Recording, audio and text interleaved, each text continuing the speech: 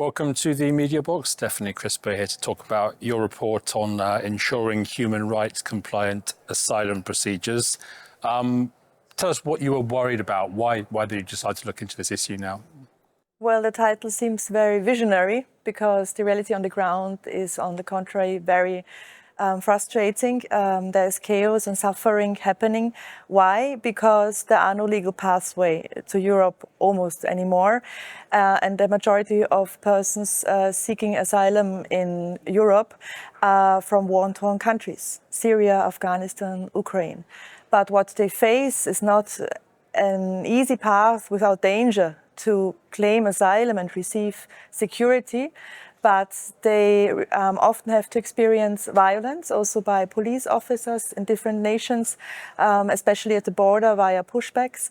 And if they somehow are able to find a route to a safety situation where they can claim asylum, they are then confronted with a kind of asylum lottery, meaning that the recognition rate is very different in member states if they find a person coming from a country where he or she faces persecution or danger or not.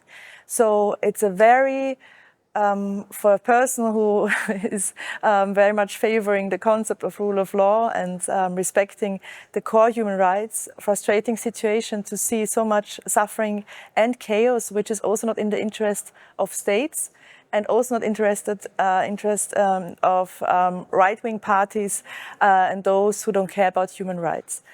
I'm of the opinion that to hold human rights and rule of law as a value in the core of your political activity will also lead to reducing chaos and suffering and bringing more order and security within the system. So you can value both the interest to have security and to keep our values of rule of law and human rights on the table. So you're basically saying some member states are not living up to their obligations. What's this resolution calling for?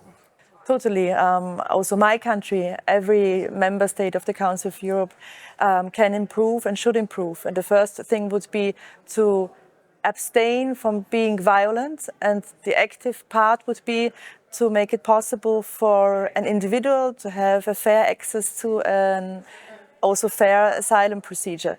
And in the report is in the focus also now the EU Pact of Asylum and Migration. This is now really an historical document. After years of negotiations, EU member states arrived at consensus what they want to work on. And I think it's now our responsibility from the side of the Council of Europe to help to fill this document with an implementation that is in compliance with human rights and rule of law.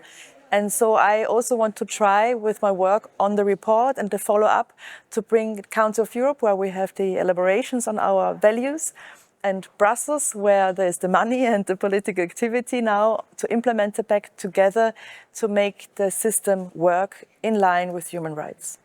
Stephanie Krisper, thanks for talking to us. Thank you.